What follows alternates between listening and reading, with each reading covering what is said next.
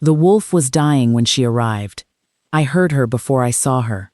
Boot heels quick on the stone passage, the soft clatter of a healer's kit, and then she was in the infirmary doorway, with snow still on her shoulders, and her hands already out, already reading the room. She did not look at me, she looked at the wolf.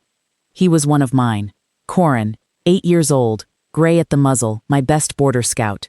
He had taken a poisoned blade during the raid at Stone Gap 3 days ago, and the venom had moved through him slowly and with purpose. My court healer Bran had done what he could, which was to declare the wound unclean and stand back. 3 of my senior wolves had sat through the night with Corin. By the time I sent the rider south to fetch her, I was not certain there was still time. She crossed the infirmary without a word, knelt beside Corin, and pressed 2 fingers against the wound track. She smelled of pine resin and cold road. Her pack mark, or rather, the absence of one, was visible on the inside of her left wrist. Unmarked skin, where the sigil of belonging should have been. My court healer Bran had noted this from the doorway the moment she entered. He had the particular look on his face that men like him carry when they wish to appear concerned but are in fact satisfied. She has no pack affiliation, he said to me, as though I could not see her wrist. A wandering trader healer, we cannot verify her training. The woman did not look up. I trained under the Moonseer Aldith of Silverfen for 9 years, she said, still reading the wound. And the wolf is still alive, which is more than your verified methods have accomplished in 3 days. Bran's mouth tightened. I said nothing. Her name was Lysa. The rider I had sent had described her as a healer without a pack who had spent 12 years walking the northern border settlements, tending to wolves that larger pack healers could not reach or would not bother with. She had no husband, no house name, no standing. She came, she healed, she moved on. More than one border master had told my rider she was the best they had ever seen. More than one had also mentioned that the established healers' guilds had refused her entrance 3 separate times on the grounds of her unmarked wrist. She never contested it. She simply kept working. "Fetch me clean linen, heated," she said to the room at large. "And whatever drawing poultice your court has. Silver root if you have it, marsh bark if you do not." She looked up for the first time and found the young wolf who stood nearest. "You, what did your healer use on the wound 3 days ago?" The wolf glanced at Bran. Bran made a small sound of indignation. The young wolf answered her. "She went to work. I had ruled Ironvale for 11 years, and I had seen capable people in my hall before. But there was something particular in watching her, an absolute quiet of manner, a stillness in the hands that was not timid but certain. The way she moved around Corin without disturbing him, talking to him in a low voice the way you talk to a frightened creature, though Corin was an old warrior and not frightened of anything. He seemed to settle under her hands anyway. His breathing, which had been shallow and quick, evened slightly within the first quarter hour. "What is the venom?" I asked. I had come to stand at the foot of the sleeping shelf, closer than I usually stood to the work of others. "Nightshade compound," she said. "Not natural. Someone prepared this. Whoever sent those raiders to your border did not want a quick kill. They wanted the wound to drain your pack slowly, 1 wolf at a time, while you searched for a cure your own healers couldn't find." I felt the weight of that settle over the room. Bran made a sound that might have been objection and did not complete it. "Can you counter it?" I asked. "I already am." She pressed a folded linen compress against the wound and held it there with even pressure. "It will take the night. He will need me here until morning, if you are willing to allow that." "You are here at my invitation," I said. "Stay as long as the work requires." She looked up at me then, fully, for the first time. She had steady gray eyes and a face that had seen weather, not worn by it, but acquainted with it. There was no deference in her look, and no challenge either. She was simply noting me, the way she had noted the wound, reading what was actually there. "Thank you," she said, and went back to work. Bran touched my arm at the door. "My lord," he said, low, "the pack will notice that you have brought a woman with no mark into the infirmary, and given her authority over one of the senior wolves. It will raise questions about her standing. The guild will need to be consulted." "The guild," I said, "is not standing in this infirmary at midnight with their hands on a dying wolf. She is. We will speak of the guild in the morning, if Corin is alive to hear it." I left Bran in the corridor and went back inside. I did not entirely understand, at the time, why I did not go to bed. I told myself it was the gravity of the situation. Corin was valuable, The poisoned raid was a message that required my attention. The night watch needed managing. All of that was true. None of it was why I pulled a chair to the far side of the room and stayed. She worked through the first hour in near silence. Around the second hour, she began to talk to Corin softly, not commands but conversation, telling him about the border settlements she had come through, a funny story about a goat that had eaten a poultice bag and subsequently appeared to be in remarkable health, a quiet account of the snow on the high pass. Corin's tail moved once, feebly. She noticed and her mouth curved. "He likes the goat story," I said. "Most of them do," she said. "Animals know when you are talking to them and not at them." "Do you talk to all your patients?" "The ones who cannot talk back. It helps. They understand more than people think." She was changing the compress, her movements smooth and practiced. "He is fighting very hard. He always has," I said, "since he was a pup." She glanced at me. "You know him well. He has been mine for 8 years. I know all of them." She was quiet for a moment, working. "That is not always true of pack leaders," she said. "Not an accusation, an observation." "I imagine you have seen many kinds of pack leaders," I said. "Enough." She pressed the fresh compress down, held it. "Some keep records of their wolves. Some keep wolves the way they keep furniture. Present, useful, unnamed in any real sense." She did not look up. "You are not the furniture kind." I found, to my own mild surprise, that I wanted to know what kind she thought I was. I did not ask. It seemed important, in that moment, not to need the answer. Around the third hour, the compress changed again, and this time the wound had visibly quieted. The angry swelling at its edges had drawn back, the color shifting from deep infected red toward something cleaner. She saw me looking and said, "The drawing compound is working. The venom has a ceiling. Once you interrupt its spread, it does not regenerate. He will be sore for a week, but he will heal." Something in my chest released, that I had not known was clenched. "You were certain it could be countered?" "No," she said. "I was hopeful. Certainty comes after, not before." She sat back on her heels and rolled her shoulders briefly. "I have lost patients I was certain I could save. Certainty is a comfort, not a skill." I thought about that for a long time. Near the 4th hour, the young wolf who had fetched her linen brought a tray. Bread and broth, 2 cups. He set it between us with a glance at me that I took for permission and left. She looked at the tray, and then at me, with that same noting expression. "He brought 2 cups," she said. "He did." She picked one up. I picked up the other. We drank in the quiet of the infirmary, with Corin's breathing steady between us, and the snow coming down outside the narrow window, and I could not have said, then, what was happening. I only knew that the room felt different from every room I had sat in for 11 years of ruling, and that she was the reason. "Does it trouble you?" I asked. "The guild." She was quiet for a moment. "It did, once," she said. "I went 3 times. The 3rd time, the guildmaster told me that an unmarked healer could not be trusted, because a healer with no pack allegiance had no one to answer to. I told him that I answered to the patients, and that seemed to me a better authority than a sigil on a wrist." She turned the cup in her hands. He did not agree. "His loss," I said. She looked at me again. That same direct, unguarded look. "Is it?" "Corin is alive," I said. "That is his loss." A very small thing happened then. She looked away, and the corner of her mouth moved in a way I thought might have been something she was trying not to show. I did not press it. I let it be what it was. By the time gray light was beginning at the window, Corin had turned onto his side, a thing he had not been able to do in 3 days, and his breathing was slow and deep and ordinary. She checked the wound one final time, dressed it cleanly, and stood up from her knees with the unhurried movement of someone accustomed to long hours on a stone floor. "He will sleep until midday," she said. "Change the dressing at nightfall. Plain linen, no compound. The wound is clean now. It only needs air and time." She was packing her kit, efficient and quiet. "Keep him off the border for 3 weeks. He will want to go sooner. Don't let him." "I will tell him you said so," I said. "He respects competence." She almost smiled. "Most wolves do," she said. "It is some of the people around them who have the trouble." I walked her out of the infirmary and through the stone corridor toward the guest rooms. The hold was beginning to wake. Wolves moving in the outer courtyard. The smell of the morning fires. The low murmur of pack life starting its day.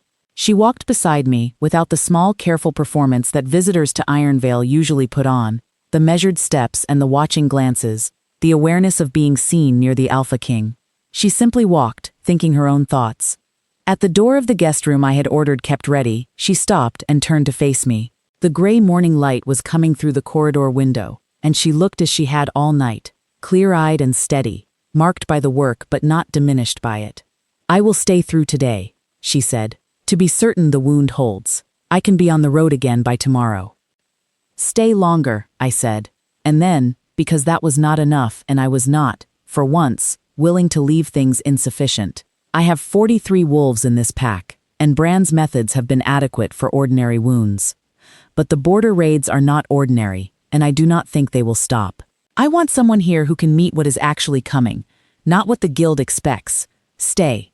I will pay whatever you ask, and you will have full access to the infirmary and the supply stores, and no one will question your authority in that room again." She looked at me for a long, quiet moment. "What about the guild?" "The guild?" I said, "answers to me." Another small silence. She looked down the corridor toward the infirmary, where Corin was sleeping, and then back at me. "Let me see how he does today," she said. "Then I will give you my answer." It was not a yes. It was also, somehow, better than yes. It was honest, which I had not known, before that night, that I was hungry for. "Fair enough," I said, and meant it. She stayed. She told me so at midday, after Corin woke and she had checked the wound and declared it healing cleanly and eaten the bread and cheese that the kitchen wolf left outside the infirmary door. I was passing through the outer corridor when she came out, still tying her hair back, and she said, without preamble, "I will stay, at least until the border situation resolves. Your wolves need a working infirmary, and right now, they do not have one." She paused. "I mean no offense to Bran." "Bran is not standing in the corridor," I said. "He is sulking in his study." Something crossed her face. I was not unkind to him. "You were considerably more diplomatic than he deserved," I said, "which I suspect is your usual approach."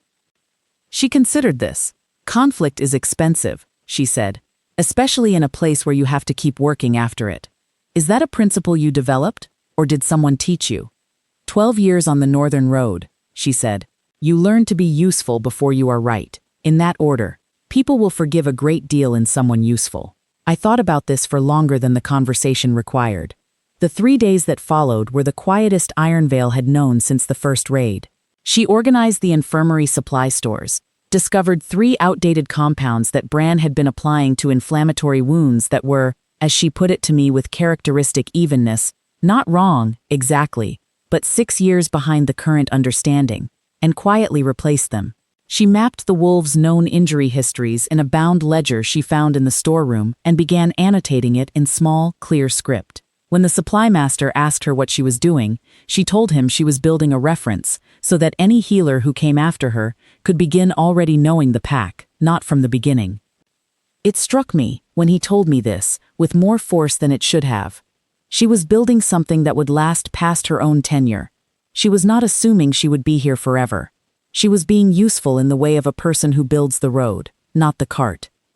I found reasons to pass through the infirmary. I was not dignified about it.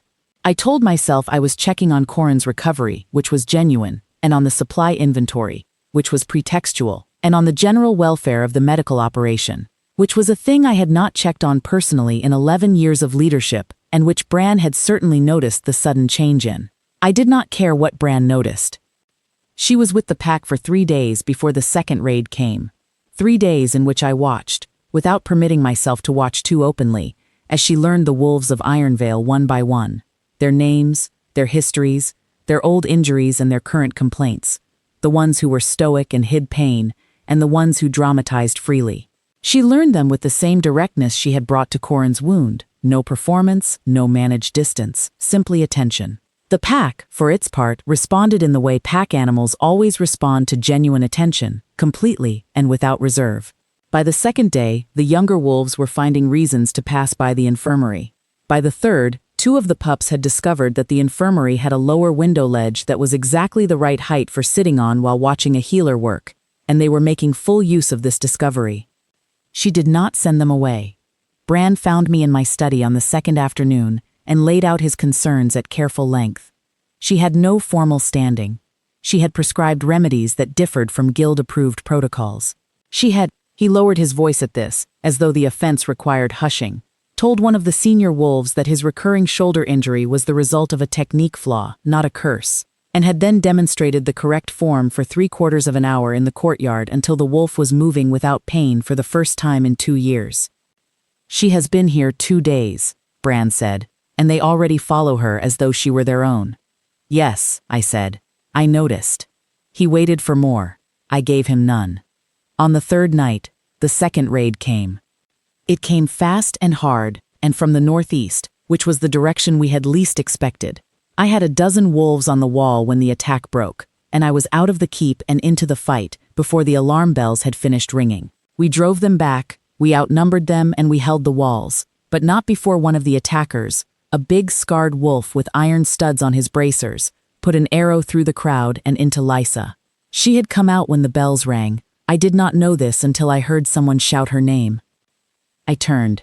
She was in the courtyard, where she had been moving toward the wounded who were already being carried back from the wall, and the arrow had caught her in the side, high, under the ribs, not the heart but close enough to matter. She had her hand pressed against it and she was still on her feet, still moving toward the nearest wounded wolf, and one of the young wolves was running to her and shouting for me, and I crossed the courtyard in 4 strides. I am all right, she said when I reached her. She was not all right. Her face was pale as winter stone, and her breath was coming in short pulls, and her hand, pressed to her side, was red.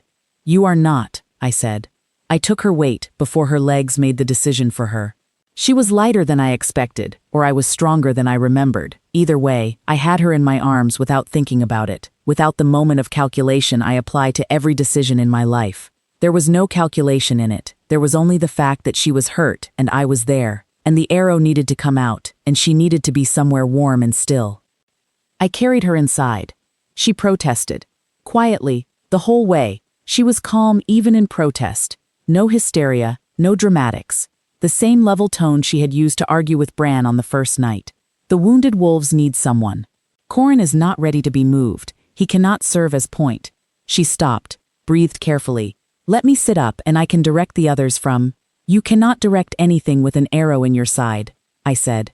Let someone else carry the direction for 10 minutes. Who? She said. And it was such an honest question.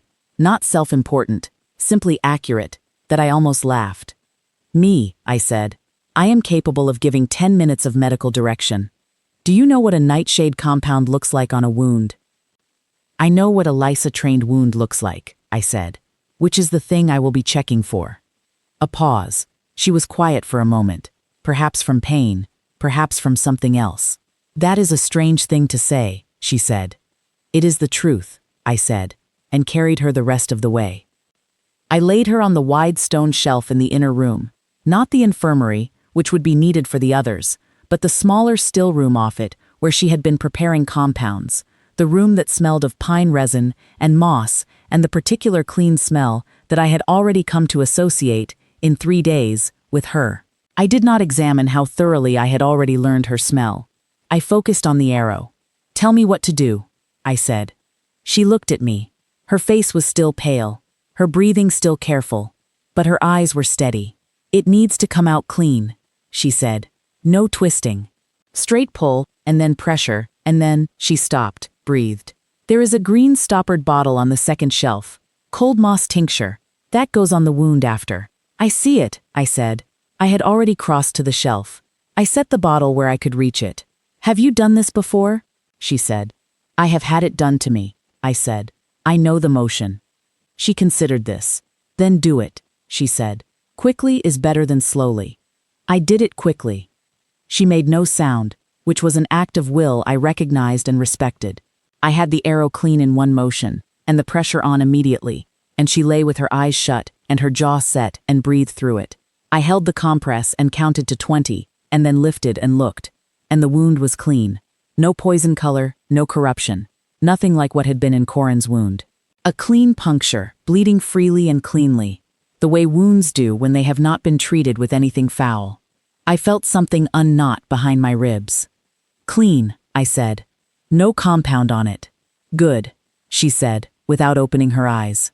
You can breathe easier, I said. It is a straightforward wound.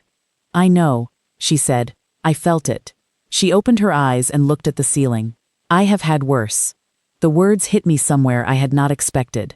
I did not say anything for a moment, pressing the compress steady.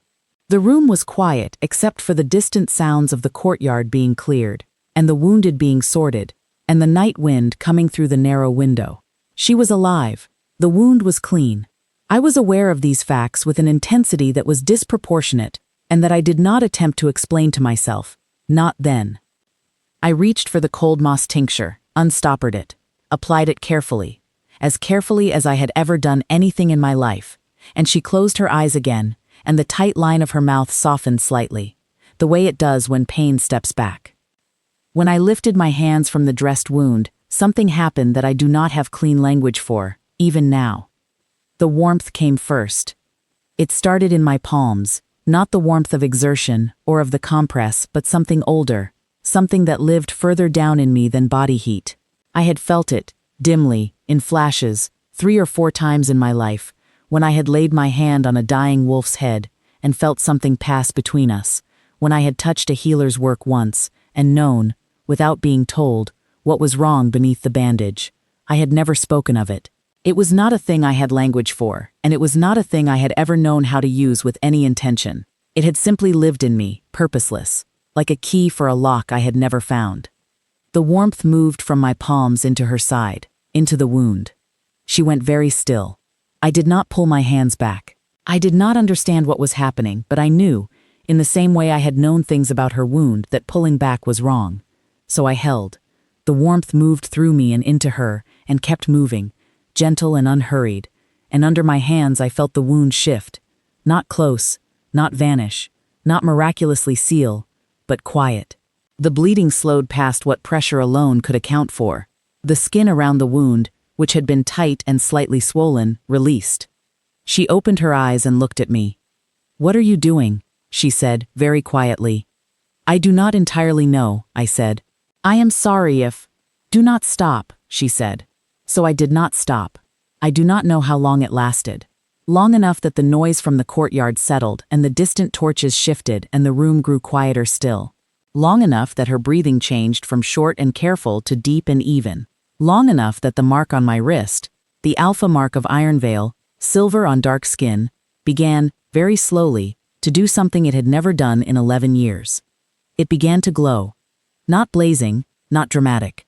A slow brightening, the way a coal brightens when you breathe on it. Patient, certain, from somewhere below the surface. I watched it and I did not have words for what I was watching. Then I heard her make a small sound, and I looked up, and she was looking at her own wrist. At the inside of her left wrist. The unmarked skin, the place where a pack sigil should have been. There was light there. Silver gold, the same shade as the glow on mine. Not a pack sigil. Something older, something that the guilds had no notation for and no registry to recognize. A mate mark. The faded kind, the kind that does not ask permission and does not consult guild protocols and does not care, in the least, whether your wrist was previously unmarked. We looked at each other. I did not know what to say. In 11 years of ruling, I had always known what to say. I had built a life on the competence of having the right word at the right moment. I had no word for this.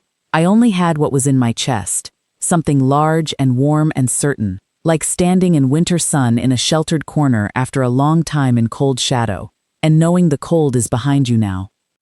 "Oh," she said, softly. "Yes," I said, which was not adequate and was also the only true thing. She looked at the mark on her wrist, and then at mine, and then at me. Her face had that same noting quality. She was reading what was actually there, the way she always read things, without drama, without the managed performance of someone who expected to be observed. She was taking in something real and trying to understand it honestly. "You have a gift," she said, not a question. "I did not know what it was," I said, "until now." "A healer's gift," she said, "in an Alpha King." "I never found anyone to heal," I said, and then, because that was not entirely true, and she deserved the full honesty of it, I never let anyone close enough to need it. She was quiet for a moment. The light on both our wrists had settled to a steady warmth, no longer brightening, simply present. The way the bond was present, I understood now. The way it had been present for 11 years, as a low, steady pull I had attributed to other things. "I have healed half the northern border," she said slowly, "and I never knew why none of it satisfied the way it should have. I could save a wolf and know it was good work, and still feel unfinished." She paused, as though the thing I was looking for was somewhere I had not thought to look. "You were looking in the wrong direction," I said. "So was I." She looked at me. "You were looking?" "For 11 years, I said. I told myself I was not. I was. The courtyard outside had gone fully quiet. Ironvale was settling into what remained of the night. The wounded accounted for, the wall repaired, the watch rotated, the pack at rest.